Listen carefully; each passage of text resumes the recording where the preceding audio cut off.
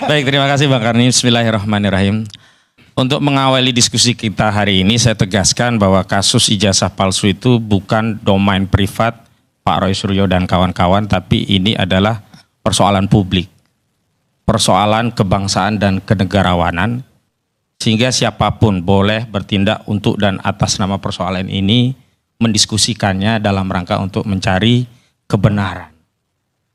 Akan tetapi dalam kasus ini tidak ada satu orang pun punya wewenang bertindak untuk dan atas nama siapapun untuk menarasikan perdamaian jika pada akhirnya kedamaian tadi hanya untuk menutupi kebohongan, kedustaan, ketidakjujuran, apalagi ingin mengubur sejarah kelam soal ijazah palsu ini menjadi legasi sejarah yang memilukan bagi generasi selanjutnya. Kalau itu soal utang piutang, udahlah cincai nggak apa-apa, udah utang lu saya lunasi, dah kita anggap gak ada udang, selesai, gak ada masalah. Tapi ini bukan soal ansih perkara private antara dua orang. Nah, ini perkara kenegarawanan karena ijazah itu bukanlah milik orang biasa, tetapi seorang yang menjabat presiden 2 periode, bahkan menjadi kepala daerah 2 daerah, dan karena jabatan itulah kebijakan-kebijakan itu masih kita rasakan sampai hari ini. Misalnya, pilu sekali Bang Karni saya mendengar kabar ada otoritas negara dalam negara mewujud dalam satu bandara tanpa ada negara yang mengontrolnya. Dan itu tidak mungkin terjadi di era Prabowo Subianto hari ini. Ini bagian dari legasi kebijakan dari seseorang yang mustahil menjadi presiden kalau dia tidak punya ijazah. Dan saya juga ingin menghimbau kepada segenap pihak untuk bisa meluaskan perspektif pandangan soal advokasi, tidak ansih soal litigasi. Kami mendapat mandat dari Pak Roy Suryo dan kawan-kawan itu baik bertindak di dalam pengadilan maupun di luar pengadilan. Makanya di kami itu ada 2 divisi Bang Karni. Divisi litigasi itu koordinatornya Bang Petrus Celestinos. Kebetulan saya yang diamanahi sebagai koordinator non litigasi. Sehingga soal damai itu sebenarnya bukan baru pertama kali disuarakan oleh saudara Faisal Assegaf.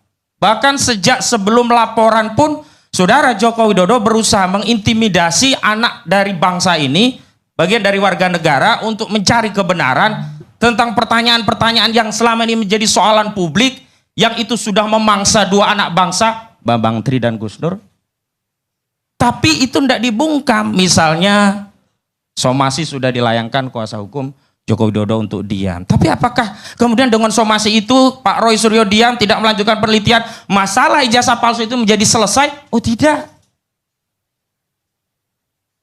Dan ternyata ancaman itu dilanjutkan dan seolah-olah kebenaran itu akan bungkam manakala meminjam otoritas kepolisian menjadi laporan polisi, jadilah penyelidikan, naik menjadi penyidikan, dan di ujung ada orang-orang yang punya deposit akal sangat kecil menganggap ketika status tersangka itu bisa menekan orang sehingga bisa mendamaikan al-haq dengan al-batil.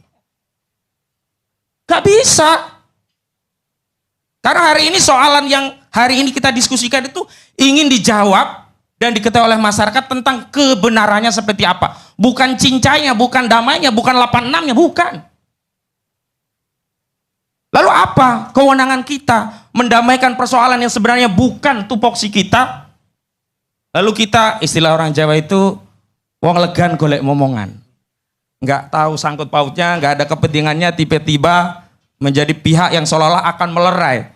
Dan mohon maaf Bang Karni, hari ini persoalan ijazah palsu itu belum selesai. Jadi jangan mengekstensifikasi masalah diperluas ke Pak SBY, Bu Mega, kemana-mana. Enggak gitu, enggak.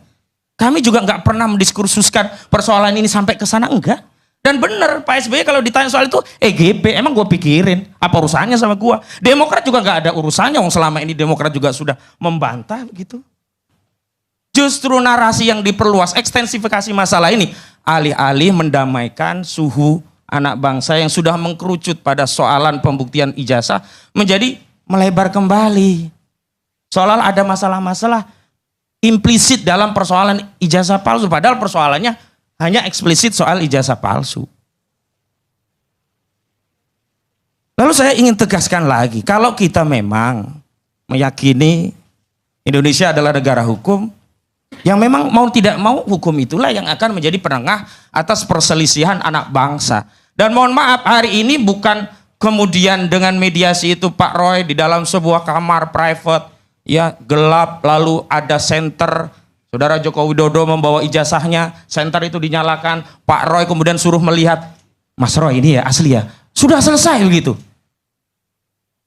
Lalu bagaimana dengan pembersamaan rakyat? Mohon maaf, ini bukan soal Pak Roy datang ke polisi dan seterusnya, ini persoalan publik. Bayangkan, kami mendapatkan apresiasi yang luar biasa dari advokasi ini, dan dalam setiap pemeriksaan Pak Roy Suryo itu selalu ada aktivis emak-emak yang membersamai tanpa dibayar.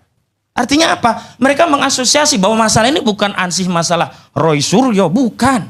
Ini masalah ketatanegaraan kebangsaan kita yang kalau tidak diselesaikan, pasal 169 Undang-Undang Nomor 7 Tahun 2017 tentang syarat untuk menjadi capres dan calon wakil presiden, ini akan problematik. Masa iya kita akan balik lagi di saat negara yang lain sudah bicara yang lebih substansial, kita balik lagi dalam urusan-urusan yang memang itu teknis tetapi menjadi substansial. Kenapa? Karena substansi daripada ijazah palsu itu adalah kejujuran. Value-nya itu. Kita masih ingat bagaimana founding father kita, para pendahulu kita mewariskan bangsa ini, negara ini dengan kejujuran mereka, kesahajaan mereka, dengan amanah mereka. Mohon maaf, bohong itu hanya salah satu dari sifat-sifat munafik. Sebagaimana Nabi SAW bersabda, ayatul munafikuna salasun idza hadasa kataba wa idza wa'ada ahlafa wa idza tumina khon. Kami sebagai bagian dari anak bangsa tidak mau dipimpin. Yang pertama, dia pembohong. Sudahlah pembohong, nanti dia menjadi tukang ingkar. Dan ujung dari pembohongan dan ingkar itu adalah khianat. Lalu apa yang akan diwariskan oleh negeri ini kepada generasi selanjutnya kalau kita bersikap permisi terhadap pengkhianatan yang itu ada pada era kita, Bang Karni. Saya tergerak, Pak Roy. Saya nggak dibayar ya Pak Roy. Saya semuanya ini kenapa? Karena saya lihat ini bukan membela para kepentingan bangsa, negara, legasi bangsa kita. Apa iya kita mewariskan kepada anak cucu kita kelak? Tuli, wahai anakku cucuku, bien dahulu kala itu kita punya presiden, ijazahnya tertuduh palsu. Kan harus dikelirkan ini. Dan ini juga kepentingan dari Pak Joko Widodo. Bukan hanya kepentingan Roy Suryo dan kawan-kawan. Lanjut, sebenarnya ada jalan yang paling mudah, sederhana, dan itu bisa sampai pada tujuan untuk melerai kekisruhan ini kalau memang tujuannya demikian, yakni soal menunjukkan ijazah itu ke depan publik. Tapi kemudian ada argumentasi yang berliku-liku, misalnya ditunjukkan pun ya belum tentu selesai. Saya beri analogi sederhana, kita sakit kepala, semua orang setuju kita minum paracetamol, memang nggak langsung sembuh tapi setidaknya akan meredakan sakit kepala itu. Tapi bagaimana mungkin ada orang sakit kepala kita idekan kasih paracetamol, kok dia takut? Jangan-jangan yang dia miliki bukan paracetamol, tetapi racun tikus. Ketika diminum dia bukan kepalanya menjadi reda sakitnya, tapi malah mati. Karena itu apakah ketakutan untuk menunjukkan ijazah itu memang karena ijazah itu palsu? Sehingga ketika ditunjukkan alih-alih melerai, jadi malah kamu ketahuan ijazah palsu. Itu kan yang menjadi soal. Lalu selanjutnya begini. Saya ya sangat prihatin, lembaga sekelas Komisi Reformasi Polri belum bicara tentang task force-nya apa, evaluasinya apa, restranya misalnya tentang SDM Polri, institusi, kelembagaan, kinerja, hubungan, ya koordinasi dengan lembaga lainnya. Kok tiba-tiba masuk ke ranah yang hari ini sedang berjalan secara proses hukum? Apa kurang kerjaan gitu loh? Apakah di Republik ini nggak ada masalah lain yang bisa diurusi kecuali ijazah palsu? Janganlah begitu. Rakyat kita ini melihat semua. Kita masing-masing sejatinya Pak Karni, di Republik ini kita sedang menuliskan legasi kita masing-masing. Dan itu bukan hanya diwariskan kepada anak cucu kita, kepada generasi selanjutnya. Dan saya terus terang tidak ridho kalau negeri ini kemudian permisif dengan berbagai kebohongan, sehingga tidak akan ada keyakinan untuk bersinergi antara elemen anak bangsa, karena dalam sikap batinnya ada praduga, jangan-jangan saya dibohongi, jangan-jangan saya ditipu, Jangan-jangan dia hanya ngomong doang, setelah itu ternyata dia bermain. Kan susah kita membangun negeri kalau dipenuhi dengan kedustaan, kebohongan, hilangnya value kejujuran. Oh, satu kali lagi. Bang Karni, siapa sih yang tidak ingin menyelesaikan masalah? Tetapi kita harus berpikir, mendiagnosa masalah, dan penyelesaian masalah itu tuntas. Bukan dengan apa? Mendamaikan al-haq dengan kebatilan, dianggap itu penyelesaian, yang akhirnya kita tidak menyelesaikan masalah, tetapi mewariskan masalah ini kepada generasi selanjutnya. Demikian, makasih Bang Ari. Kembali lagi kepada saya, salam NKRI harga mati.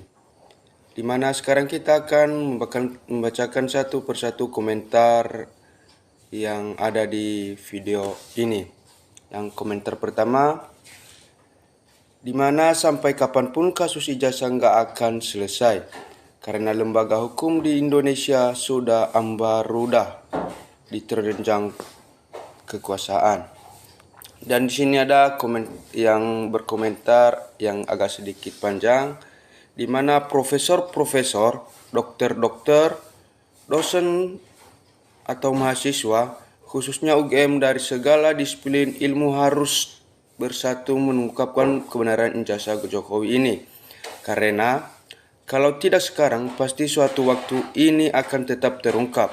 Karena rektor, pembantu rektor, dekan, pembantu dekan, dan pejabat UGM lainnya tidak akan selamanya menjabat. Pada waktunya akan berganti dengan pejabat-pejabat yang baru yang akan membongkar semuanya dan memenjarakan siapa saja yang bersalah. Nah, bisa merahasiakan kepada manusia, tidak bisa merahasiakan kepada Tuhan Allah SWT. Dan di sini ada yang berkomentar, bagi warga masyarakat, semakin ke sini semakin jelas bahwa ijazah Jokowi itu tidak ada atau palsu. Dan di sini ada yang berkata banyak profesor dikalahkan dengan sikap ndablek, nggak mau mewujudkan ijazah, sampai aparat hukum pun dapat dengan mudah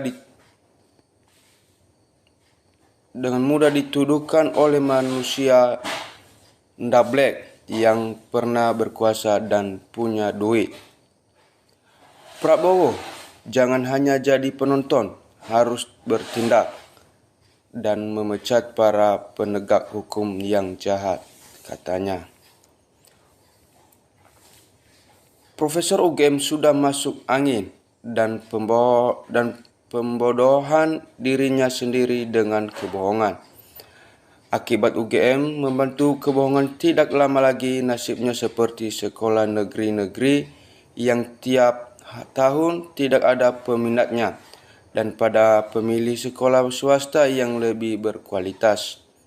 Semua guru besar bersatu dong, jangan jaga kejujuran dengan diam, dan jangan diam saja bahwa ijazah Jokowi tidak seperti yang lain, tegas.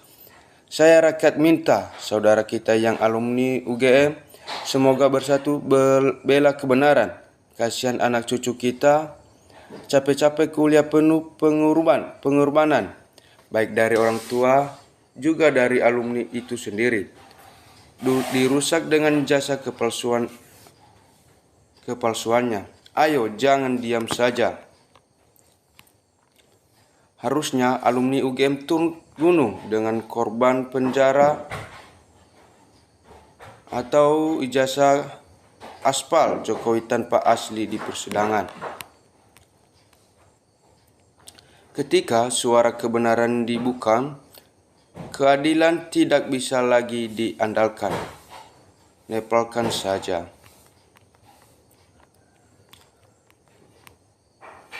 Yang memalsukan ijazah wajib dihukum. Jangan rakyat kecil yang gak berdosa di penjara. Kami yakin bahwa termul itu juga menyadari atau mengetahui bahwa Jokowi itu berbohong tentang ijazahnya. Tapi karena termul-termul juga perlu makan atau jatah, jadi apapun yang dikatakan, termul-termul itu tetap mendukung. Dan di sini ada yang berkomentar, para memalukan sekali sekelas UGM yang telah menipu dan membohongi publik. Rektor UGM Ova Amalia harus diadili dan dipecat dari UGM karena menutupi kebenaran dan kejujuran. Indonesia sudah sangat darurat. Segera tangkap dan terapkan hukuman mati bagi koruptor 100 juta sekalipun agar tidak ada Jokowi berikutnya. Rektor UGM bila terbukti berbohong harus diborgol terlebih dahulu, lalu KPU, kemudian Mulyono dan ternak-ternaknya semua. Ayo profesor-profesor UGM yang berakal waras, bangunlah, kasihan UGM dipakai mainan. Jika Polri sudah mentok, sebaiknya melibatkan pihak eksternal sebagaimana kasus Sambo dulu. Nah, di mana fitnahnya tuduhan sementara aslinya tak ada. Kualitas pendidikan pemimpin kebanggaan bagi warga negara. Publik berhak tahu ijazah penjabatnya. Demikian komentar-komentar, dan jangan lupa tinggalkan komentarnya supaya kita saling bertukar satu sama lain di kolom komentar ini. Sekian, salam NKRI harga mati.